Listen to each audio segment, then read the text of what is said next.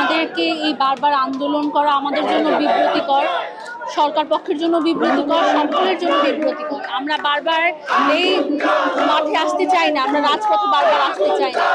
প্রবলেমটা হচ্ছে যেটা আমাদেরকে প্রতিবারই হচ্ছে আশা দেখানো হয়, বলা হয় যে পাশে আছে, আমাদের যেসব দাবি আছে এগুলো বাস্তবায়ন করা হবে, স্বপ্ন দেখানো হয়, কিন্তু প্রত্যেকবারই হয় যেটা এর কোনো বাস্তবায়ন হয় না, আসলে এর কোনো প্রয়োগ হয় না।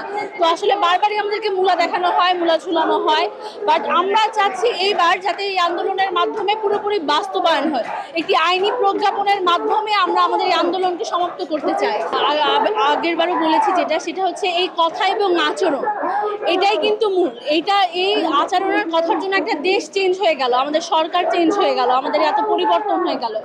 কোথাও একটা চেয়ারে বসার পরে আমরা ক্ষমতা গ্রহণের পরে কোথাও আমরা হাসিনা হয়ে যাচ্ছি না, কোথাও তো আমরা হাসিনাই হয়ে যাই। কোথাও যে আমরা সাধারণ জনগণকে মানতে পারি না, কোথাও একটা যে আমরা ছাত্র জনতাকে নিতে পারি না। আসলে হয়েছে যেটা, আমাদের শিক্ষক এসেছেন, আমাদের এখানে হচ্ছে আমাদের ভিসি স্যার এসেছেন, প্রক্টর স্যার এসেছেন, সকাল থেকে সব শিক্ষকরা আসছেন, শিক্ষার্থীরা আসছেন, কিন্তু মাহফুজ উপদেষ্টা তিনি শিক্ষকের সঙ্গে যে অ্যাপ্রোচে কথা বলেছেন সেটা তো কাম্য নয়। দিন শেষে উনি কিছুদিন আগে আমাদের মতো রাজপথে আন্দোলন করেছেন, সেখানে এখন চেয়ার পেয়ে উনি কিভাবে চেঞ্জ হয়ে যেতে পারে, এটা তো আসলে কাম্য না। তাহলে আমরা ধরে নিব আসলে উনিও স্বৈরাচারে পরিণত হচ্ছেন, ক্ষমতা সবাইকে স্বৈরাচারে পরিণত করে, এতটুকুই বলবো। আচ্ছা, আজকের যে আন্দোলন এটা কোনো অংশে জুলাইয়ের থেকে কম না।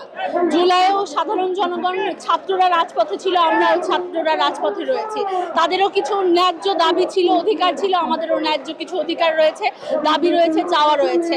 তারা একটা সৎ চাওয়া নিয়ে রাস্তায় নেমেছিল, তাদেরকে রক্তাক্ত হতে হয়েছিল, আমাদেরকেও রক্তাক্ত হতে হয়েছে, আমাদের ভাইদেরকে মারা হয়েছে, শিক্ষকদেরকে মারা হয়েছে। তো কোনো প্রেক্ষাপটে জুলাই আন্দোলনের থেকে এই যে আজকের যে আন্দোলন বা আমাদের কিছু দিন ধরে যে আন্দোলন চলছে তা কোনো অংশে কম।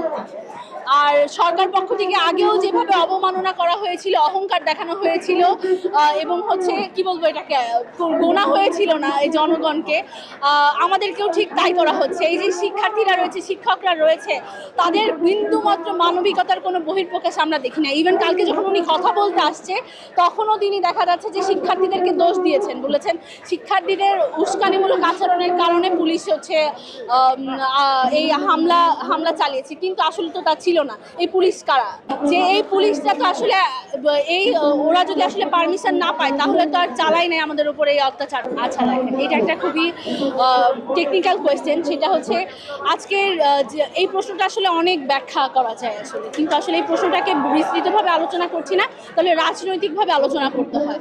এটা একটা আমাদের অধিকারের দাবি নিয়ে এসেছি, আমরা এটাকে কোনোভাবে রাজনৈতিক কোনো প্রেক্ষাপটে যাক সেটা আমরা কখনোই চাই না। তবে যে যতটুকু বলবো, আমরা বারবার এসেছি আমাদের এই অধিকার নিয়ে কথা বলতে, আন্দোলন নিয়ে কথা বলতে, এটুকুই পূরণ হোক, আমাদের এই দাবিটুকু বাস্তবায়ন।